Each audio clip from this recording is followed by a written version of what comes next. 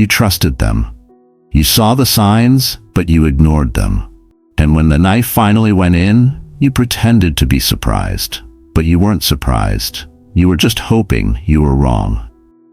Here's the truth about betrayal that nobody wants to admit. It's rarely a sudden act. It's a slow accumulation of small violations that you chose not to see. Because seeing them would mean admitting something you're not ready to face. That the person you've invested in, confided in, built your world around, was never who you thought they were. Machiavelli spent his life studying power, loyalty, and human nature. And what he discovered in the courts of Renaissance Italy wasn't just political strategy, it was a psychological map of how people reveal their true intentions long before they strike. He wrote, "Men are so simple and so subject to present necessities that he who seeks to deceive will always find someone who will allow himself to be deceived." That's not cynicism, that's observation. And the uncomfortable part, you're the someone who allowed it. Think about the last time you were betrayed. Maybe it was a friend who turned on you, a partner who cheated, a colleague who sabotaged you, a family member who chose sides. Now think back, really think back, to the months before it happened. Were there moments when they seemed just slightly too interested in your vulnerabilities? Times when their concern felt more like reconnaissance? Conversations where they asked probing questions but offered nothing in return? You felt it, didn't you?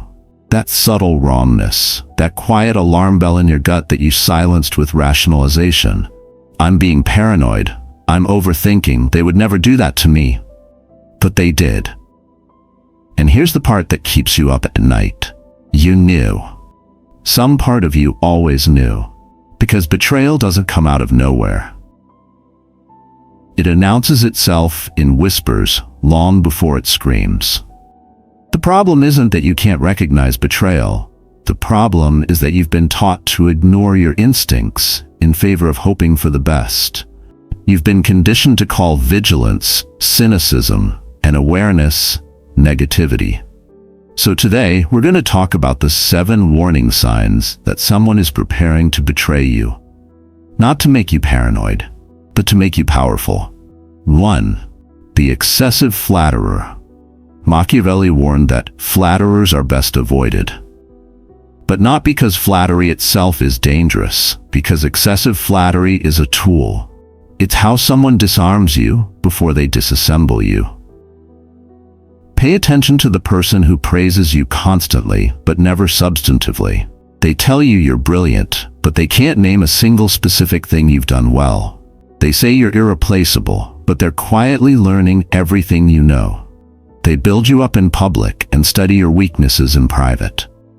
The psychologist Robert Cialdini identified this as a manipulation tactic he called liking and similarity. People who want to deceive you first need you to lower your defenses, and nothing lowers defenses faster than someone making you feel seen, valued, understood. But here's the tell. Genuine appreciation is specific and consistent. Manipulative flattery is vague and strategic. It increases in intensity right before they need something from you, or right before they take something from you. Think about it. Have you ever noticed how the praise suddenly intensified just before you discovered what they'd done? How they were unusually complimentary in the weeks leading up to the betrayal? That wasn't coincidence. That was preparation. They were creating cognitive dissonance, making you question your own perception when the truth finally emerged. But they just told me I was amazing. How could they also be undermining me? That's exactly the point. 2. The constant victim. Here's a pattern that Machiavelli observed in the political courts. Those who are always wronged are often doing the wronging. The person who constantly positions themselves as the victim is usually the architect of their own dramas, and soon yours. Listen to how they talk about past relationships, past friendships, past colleagues. If everyone in their history is a villain, you're not looking at someone who's been unlucky. You're looking at someone who refuses accountability. The philosopher Friedrich Nietzsche wrote about resentment, a psychological state where someone derives their identity from being wronged. They need enemies, they need betrayals, they need to be the persecuted hero of their own story. And here's the trap. You want to be the exception. You want to be the one person who treats them right, who proves that not everyone will hurt them. So you overinvest, you overextend, you excuse behaviors you'd never tolerate from anyone else. But eventually, inevitably, you'll become part of their victim narrative too. Because the constant victim doesn't actually want resolution. They want permission to betray you first and call it self-defense. 3. The boundary tester. Machiavelli understood that power dynamics are established through small tests, not grand declarations. And the person planning to betray you will always test your boundaries first, not to respect them, but to see how easily they collapse. It starts small. They show up late. They forget something they promised. They share something you told them in confidence and then apologize, calling it an accident. They ask for a favor that's slightly beyond comfortable, then act hurt when you hesitate. These aren't mistakes. These are experiments. The psychologist Stanley Milgram's obedience experiments revealed something dark about human nature. People will violate their own values incrementally, far more easily than they will all at once. If you can get someone to accept a small violation, you can gradually escalate to larger ones. That's what the boundary tester does. They're conditioning you, training you to accept disrespect in small doses so that when the major betrayal comes, you've already been primed to tolerate it. And here's what makes this so insidious. They frame your boundaries as the problem. When you push back, they accuse you of being difficult, sensitive, paranoid. They make you doubt whether your standards are reasonable. They gaslight you into thinking that expecting basic respect is somehow unreasonable. Pay attention to how someone responds when you say no. A person of integrity will respect your boundary. A person planning betrayal will resent it and escalate their testing. 4. The isolation artist. One of Machiavelli's most crucial insights was about divide and conquer. But it doesn't just apply to kingdoms, it applies to relationships. The person preparing to betray you will subtly work to isolate you. Not dramatically, not obviously, but through 1,000 small suggestions that you spend less time with other people and more time with them. They create doubt about your other relationships. Are you sure they have your best interests at heart? They position themselves as your only true ally. I'm the only one who really understands you. They make you feel like choosing others over them is a betrayal in itself. The philosopher Dietrich Bonhoeffer, writing about manipulation and control, noted that isolation is always a precursor to exploitation. Because once you're isolated, you have no external perspective. No one to reality check their narrative, no one to warn you, and when the betrayal happens, you'll have no one to turn to. Which was always the point. 5. The secret keeper who tells us. Machiavelli observed that a man who is used to acting in one way never changes. He must come to ruin when the times, in changing, no longer are in harmony with his ways. Pay attention to consistency, especially when it comes to secrets. If someone tells you other people's secrets, they're telling other people yours. This isn't a maybe. This isn't a sometimes. This is an absolute. The person who gossips to you will gossip about you. The person who betrays confidence for entertainment or connection will betray yours the moment it serves them. And here's the psychological trick they use. They make you feel special by sharing these secrets. They create false intimacy through shared transgression. I shouldn't tell you this, but becomes a bonding ritual. You feel chosen, trusted, part of an inner circle. But what you're actually experiencing is a demonstration of their character, and it's not a good one.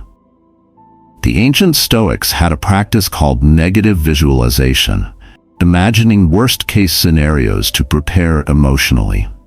Apply this to the secret teller. Imagine everything you've ever told them being shared with your worst enemy. How much damage could they do? That's your vulnerability level. If that thought makes your stomach drop, you already know the answer. 6. The projector. Here's one of the most reliable warning signs, straight from psychological research. People accuse you of what they're actually doing. It's called projection, and it's betrayal's calling card. They accuse you of being disloyal when they're the one making plans behind your back. They question your honesty when they're the one lying. They express concern about your trustworthiness when they're the one preparing to betray you. Freud identified projection as a defense mechanism, the unconscious mind protecting itself from acknowledging its own dark impulses by attributing them to others. But whether it's conscious or unconscious doesn't matter. The result is the same. The person constantly questioning your loyalty is telegraphing their own disloyalty. They're not worried about what you might do. They're worried you'll do to them what they're already planning to do to you. Machiavelli wrote, "Before all else, be armed." He meant it literally for princes, but metaphorically for everyone. Be armed with awareness. When someone constantly accuses you of betrayal, they're confessing their own intentions. Don't argue, don't defend, just note it and prepare accordingly. 7.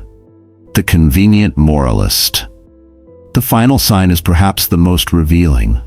Watch for the person whose moral compass always points toward their own advantage.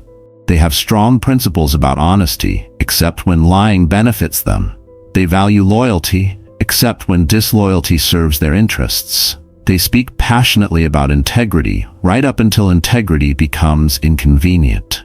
Machiavelli was famously pragmatic about morality, but even he recognized that complete moral flexibility is a red flag. He distinguished between those who are situationally strategic and those who have no fixed values at all. The latter, he warned, are the most dangerous because they're fundamentally unpredictable.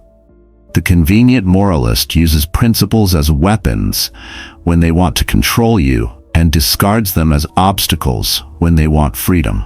They hold you to standards they never apply to themselves. They demand forgiveness for their transgressions while refusing to forgive yours. This is what the psychologist Albert Bandura called moral disengagement. The ability to selectively deactivate self-sanctions that would normally prevent harmful behavior. People who do this can betray you and genuinely believe they're the good person in the story. Because they've reframed the betrayal. They've told themselves a story where their actions were justified, necessary, even noble. Where you actually deserved it. Where they had no choice. And here's what you need to understand. You can't reason with this. You can't appeal to their better nature because their better nature is whatever serves them in the moment. Now here's the part where we get really honest. Because this isn't just about recognizing these signs in others, it's about recognizing them in yourself. Have you ever excessively flattered someone right before disappointing them? Have you played the victim to justify your own harmful actions? Have you tested someone's boundaries to see what you could get away with? Have you isolated someone because you wanted them all to yourself? Have you shared secrets that weren't yours to share? Have you accused someone of what you were actually doing? Have you bent your morals when they got in your way? If you're honest, really honest, you've probably done at least one of these things. Maybe not to the extreme degree that leads to devastating betrayal, but the seeds were there. Because here's the thing about Machiavelli's observations. He wasn't describing a different species. He was describing human nature, your nature, my nature, all of our nature under the right circumstances. So, what do you do with this information? You have 3 options. Before that, which of these signs do you think that's most dangerous and commonly seen in your daily life, but you keep ignoring it before now, or the one you have done? Now here are the 3 options to do with this information. Option 1, become cynical. Trust no one. Build walls so high that nobody can hurt you, but nobody can reach you either. This is the path of safety, but it's also the path of loneliness. And ultimately, it's the path of a different kind of betrayal. The betrayal of your own capacity for connection. Option 2, ignore everything you've just learned. Keep hoping for the best. Keep ignoring red flags. Keep making yourself vulnerable to people who've already shown you who they are. This is the path of optimism, but it's also the path of repeated hurt. And eventually, the wounds stop healing. Option 3, become strategically trusting. This is what Machiavelli actually advocated for, though it gets lost in his reputation. Be generous with trust, but pay attention. Give people the benefit of the doubt, but verify. Love openly, but remain aware. The Stoic philosopher Epictetus taught a practice he called premeditation maelstrom, the premeditation of evils. Not to become paranoid, but to become unshakable. When you've already considered how someone might betray you, the betrayal itself loses its power to destroy you. This doesn't mean assuming everyone will betray you. It means acknowledging that everyone could, and preparing yourself emotionally for that reality.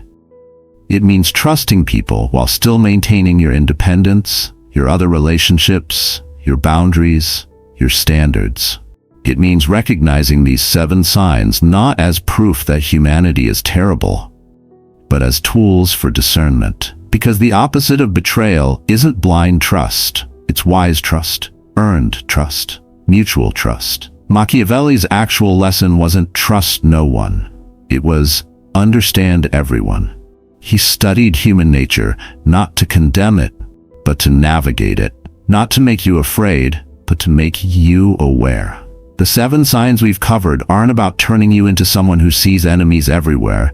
They're about turning you into someone who sees clearly, someone who trusts their instincts, someone who honors their boundaries, someone who recognizes the difference between genuine connection and strategic manipulation.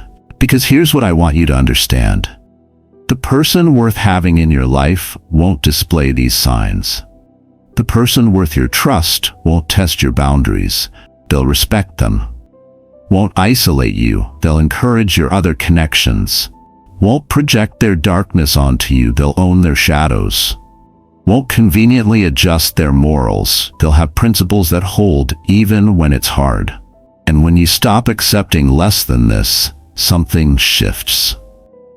You stop attracting people who need you to be blind to who they are. You start attracting people who want you to see them clearly, flaws and all, and choose them anyway. That's not cynicism, that's standards. The Greek concept of phronesis, practical wisdom, wasn't about knowing facts. It was about knowing people, knowing situations, knowing yourself. It was about the kind of wisdom that only comes from experience, observation, and the willingness to see uncomfortable truths. You've been hurt before. Maybe you're being hurt right now. Maybe you're watching someone exhibit these exact signs and telling yourself you're imagining it. You're not imagining it. So, here's my question for you. What are you going to do with what you now know? Are you going to keep pretending you don't see the signs? Are you going to keep making yourself small, quiet, accommodating to someone who's already decided you're expendable? Or are you going to trust yourself, trust your instincts? Trust that the discomfort you feel isn't paranoia, it's wisdom. Because betrayal isn't about what they do to you. It's about what you allow to continue after you already know. And you know. You've always known. The question is, what are you going to do about it? If you are with me this far, you must have understood the 7 warning signs they'll betray you. If that interests you, consider subscribing and tell us in the comment the most deadly sign everyone should be relatively sensitive about.